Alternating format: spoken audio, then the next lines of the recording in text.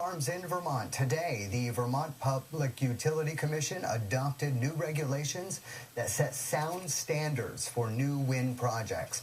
Small and medium projects can't go over 42 decibels, 100 feet from nearby homes. Large projects can't exceed 42 decibels during the day or 39 at night. The rules also require developers to prove expected sound levels and monitor them after they're built to ensure compliance. The rules take effect on the 22nd and will not apply to projects that have already been built or are pending.